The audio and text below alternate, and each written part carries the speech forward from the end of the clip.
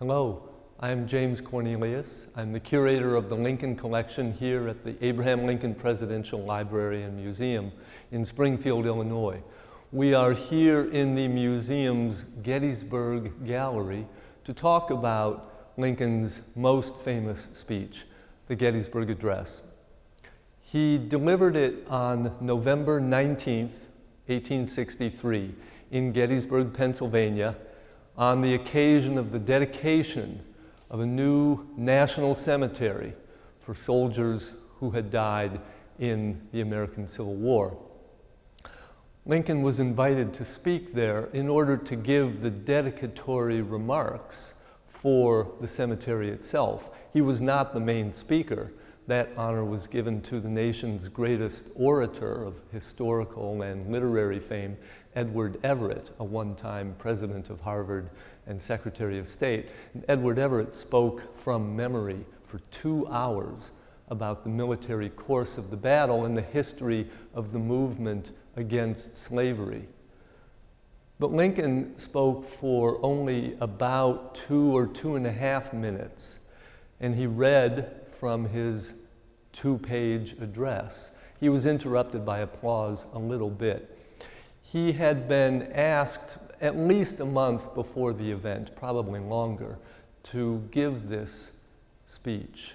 He had thought about it since July of 1863, just 3 days after the battle, the Union victory at Gettysburg had ended. He spoke to a crowd gathered outside of the White House, where he said, "What has it been, 80 years about since this nation was founded?" And we now know that as the seed of the beginning of Lincoln's great speech 77 years ago, when he calculated exactly, he had a moment to think about it, 87 years since the year 1776, when this nation was founded. In the Gettysburg Address, Lincoln is serving as the national pastor. He isn't there to give historical remarks. He isn't really there to give political remarks, though he did, of course, in his position as president and as commander-in-chief of the armed services. But he was looking out across, as you can see in this mural, and if you go to Gettysburg itself, you can see the thousands of grave sites. And then in November, still 4.5 months since the battle had ended, there were unburied coffins. The townspeople had individually been required on their own initiative to bury the dead soldiers and dead animals for honor and health's sake.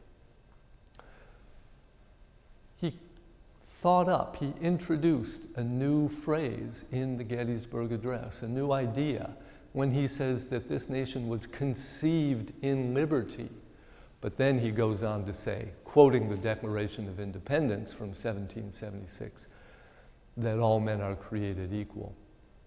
So it's a political speech, but it's also a semi-religious speech. He is there to dedicate the cemetery for the 3,000 plus soldiers who had died.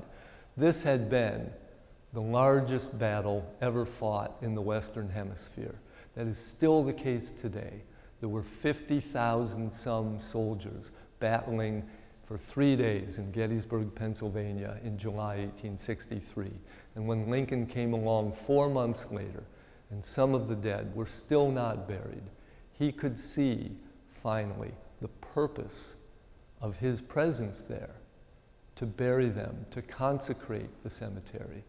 Though he says we cannot consecrate, we cannot hallow this ground. It's the soldiers themselves fighting for the freedom of slaves and fighting for this union, fighting for liberty for all people, who have consecrated it far above our poor power to add or detract. When Lincoln asked the Americans assembled there to do this, he was putting the war onto a new footing.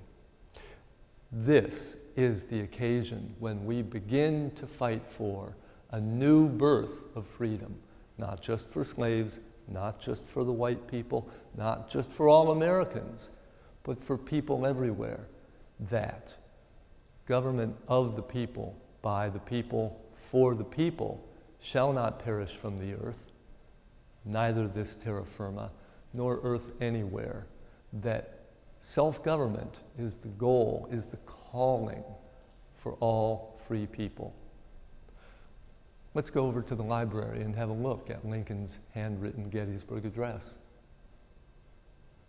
Hello again. We're in the Presidential Library now with Lincoln's handwritten copy of the Gettysburg Address, written out at the request of Edward Everett, the main speaker that day. It is 272 words long. It is in 10 sentences in 3 sections. Everyone can read it. The language is quite simple. Every American should read it, and everyone around the world can now read it because it has been translated into essentially all languages of the world, along with the U.S. Constitution and the Declaration of Independence. Now, Lincoln was asked by Edward Everett to write it out.